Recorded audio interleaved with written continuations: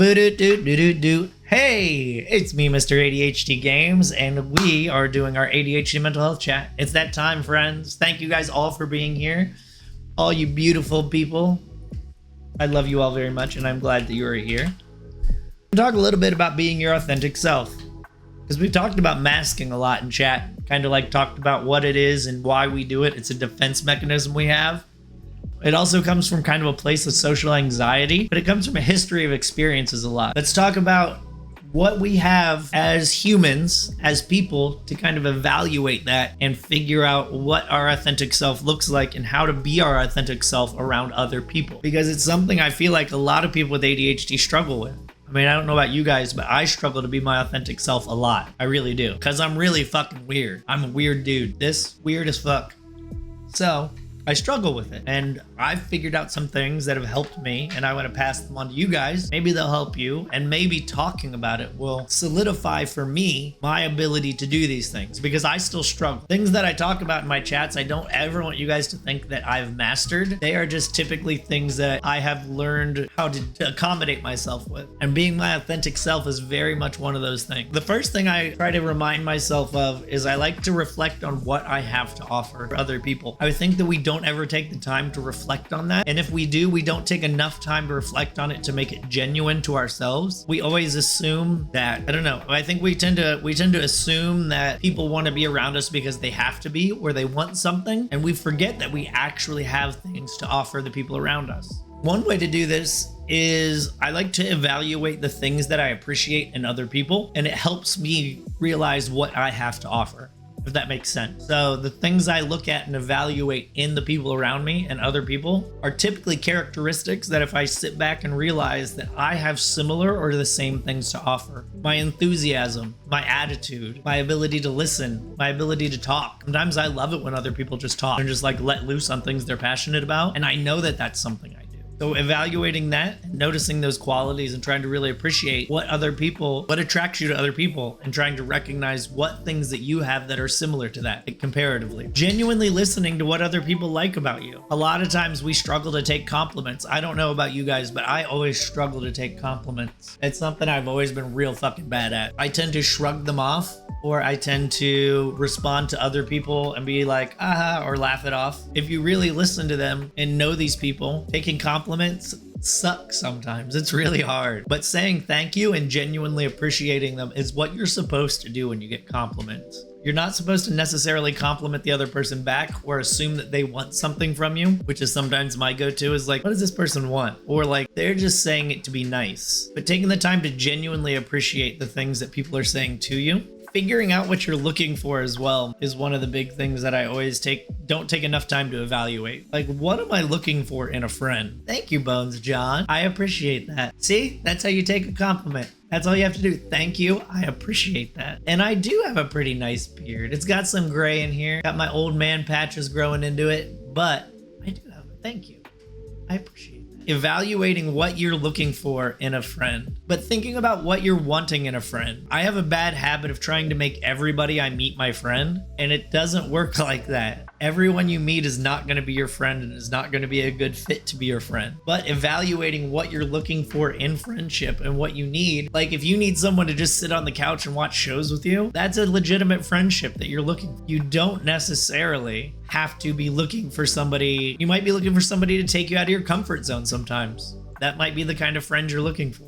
You may be looking for a friend who really enjoys golfing. I don't golf, but I'm just saying as an example. But figuring out and evaluating what you're genuinely looking for in a friend helps you build connections with the right people and not waste your time on the wrong people. And it allows you to be your authentic self because you're genuinely looking for somebody who wants to do something. The other thing you have to do to learn how to be your authentic self is you have to have people around you, because being your authentic self when you're by yourself isn't very challenging, right? So sometimes to be able to do this, you may not be able to start being your authentic self with people you're already friends with if you've built up this like mask and this barrier with them. So I recommend getting out of your comfort zone and meeting new people. And this is something I personally need to work on doing more, is getting out of my zone, getting out of my bubble and meeting new people. And Twitch is a great place to do that. I don't get to hang out with all you cool people in person, but I'm very much my genuine and authentic self when I'm here streaming. But to help you demask, sometimes meeting people who accept you for the person you are is a big step. Like, that's a big thing. And there's a couple things you can do. You have to sometimes meet new people, because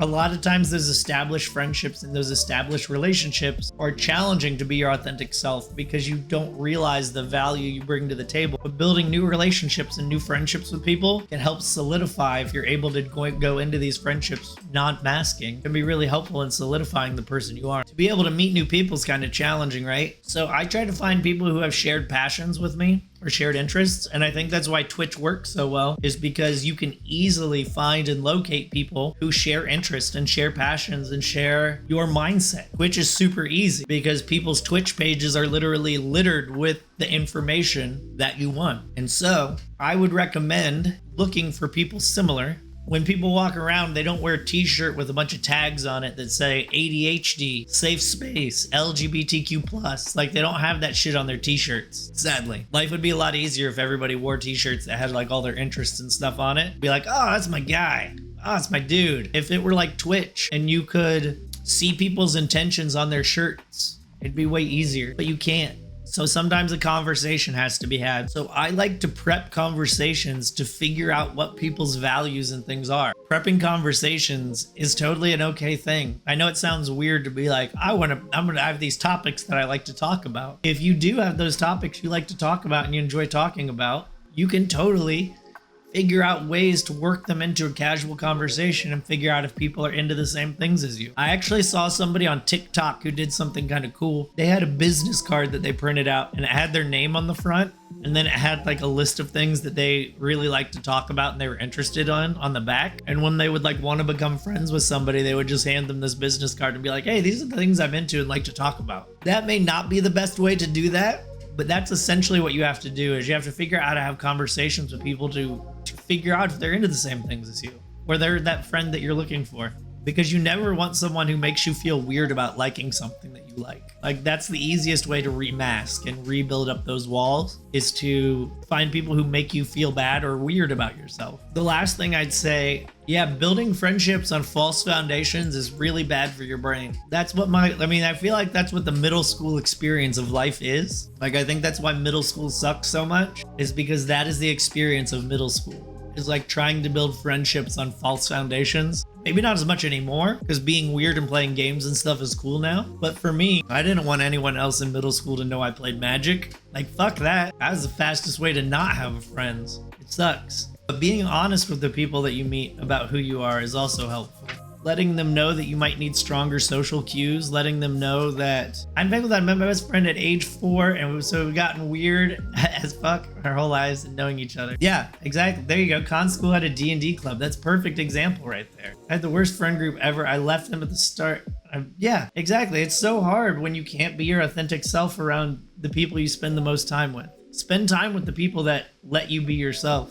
It's just, it's tough. I mean, you have to practice, and you have to practice communicating these things like your boundaries and what you need out of friendship. You have to practice communicating that to people in a healthy way as well. Like, you can't just walk in and be like, hey, I'm neurodiverse. I need you to always reach out to me, because I'm never going to fucking remember after I open your text message to message you back. But you can get around to that when you're like, hey, I'm going to be honest, like, I struggle sometimes with this, but I really enjoy spending time with you. But this is something I struggle with, and saying it in a way where other people can understand it, especially now where neurodiversity is so much more common and such much more of an open topic to be spoken about. Being able to have the discussion of like, hey, I open your message and as soon as I close it, the thought is gone. Like, I've completely forgotten. It's something people understand now.